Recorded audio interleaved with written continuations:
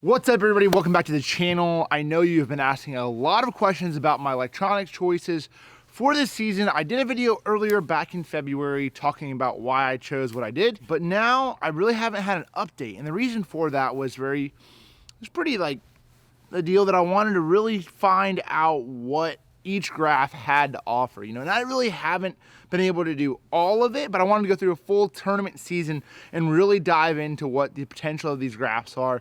Because a lot of times you go to smallmouth fisheries and one graph's better than the other. You can go to largemouth fisheries, you go to grass fisheries, you go to certain features are better than one or the other. So that's the reason why I took a little bit longer to go through and through a full tournament season and see what I liked about the setup. Now, that being said, I have all three on the front. I have a Garmin.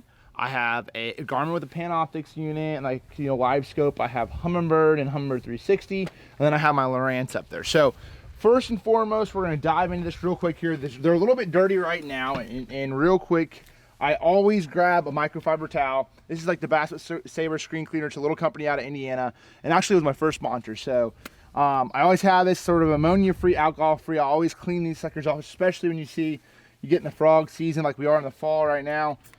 I'm going to spray them out there. Just something quick, but does a great job of cleaning these screens real quick when I need it. I know it's not going to mess up the screens. Okay, so now that we have the setup sort of somewhat cleaned up, not exactly perfect, but this is the thing.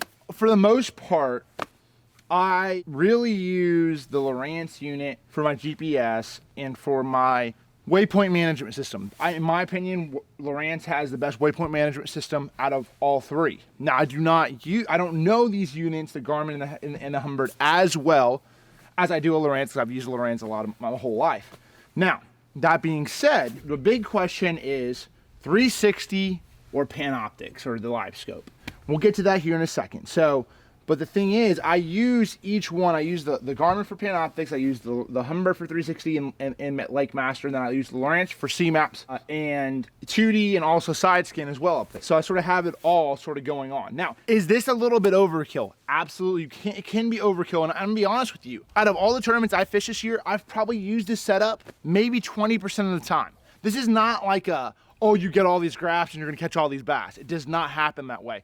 Most of the tournaments, it's irrelevant. That's why a lot of times in the videos that you see, I will not have the 360 on, or I won't have the Panoptix on. When I'm fishing shallow, it's all about the feel. It's all about knowing what's going on. It's all about understanding, the conditions of the bass are in, and understanding what you're dealing with, the conditions that you're dealing with, and why they're, what the fish are doing. That is a huge deal of bass fishing. Now, one thing that does help is having different mappings when I'm on a different body of water. I know a buddy of mine asked me, he said, "Hey man, I'm gonna go fishing. I wanna start this whole, fishing local tournaments and stuff like that." He goes, "Hey, do I need to get all those units?" And I told him, I said, "No." I said, "Man, listen, this is what we do for a living." I said, and I have these, and yes, this setup has helped me out throughout the year. But at the end of the day, is it really, do you really need $15,000 worth or $20,000 worth of graphs? You probably don't, and I can get away with probably just one unit in the back and one unit up front most of the time. Now, the advantage is now diving a little bit deeper into the setup. 360 this year, the Mega 360, it has been pretty cool. I have had a couple issues where I've hit the prop and actually tore this one up, believe it or not. And then I also had another issue where the wire sort of popped out and it became disabled. So you've not seen the 360 on my boat as much this year because it's been in the shop or trying to get a new one. So I have not got to spend that much time with the 360. The 360 is really cool though, because what it does, it really shows you a view of what's completely around you, but it's not live, okay? It is not a live view of what you're seeing. It gives you an overall picture of what's around you. So if you have a grass line or if you have a rock pile or something like that, that's very easy to detect.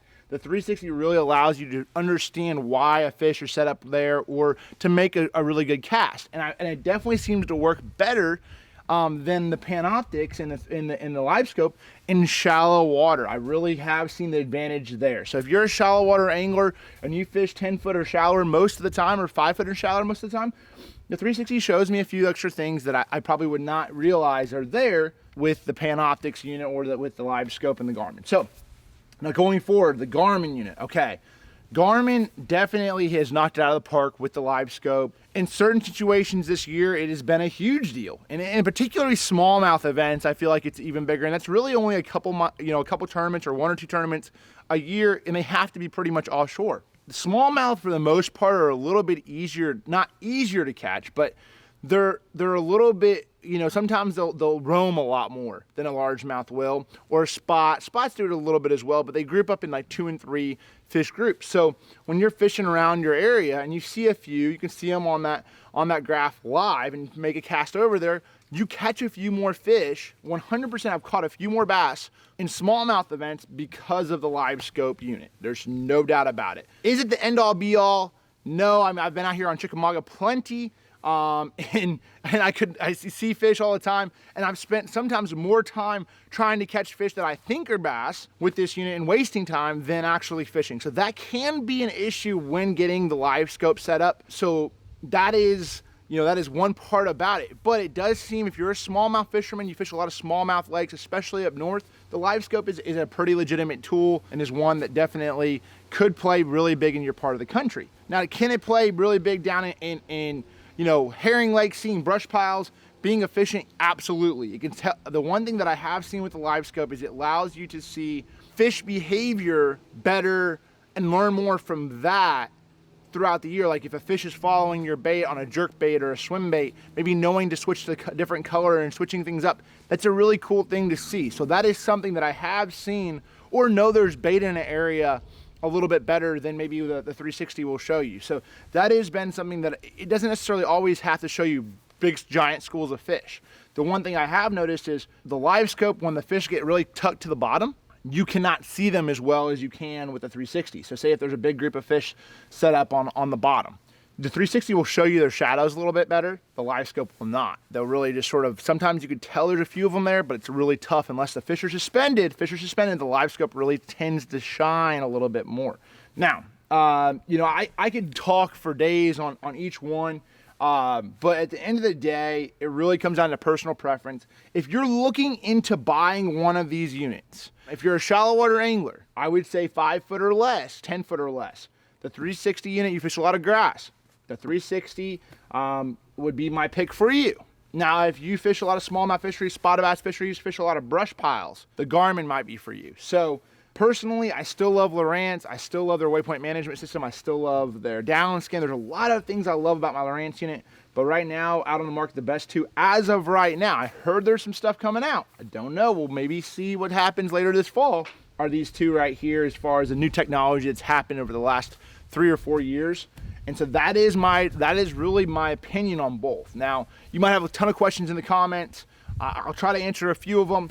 But that's really where I'm at. After a full season, I've seen the advantages of both. Is it the end all be all? No, it's not. It is not the end all be all. Yes, it can be for a couple tournaments a year. It could be a huge help. But at the end of the day, it's all about decision making. It's all about finding fish and really understanding what you have and understanding what you're on. I still, you look at people like John Cox, okay, shallow water anglers, you can use this to your advantage. And for me at Major League Fishing, when I'm catching every fish counts over a 2-pound minimum, that's a huge deal. If I get 1 or 2 more bites for my livelihood in a tournament, that could be a huge deal between winning Angler of the Year, winning the tournament, whatever. So that's the reason why I chose what I did, in this setup.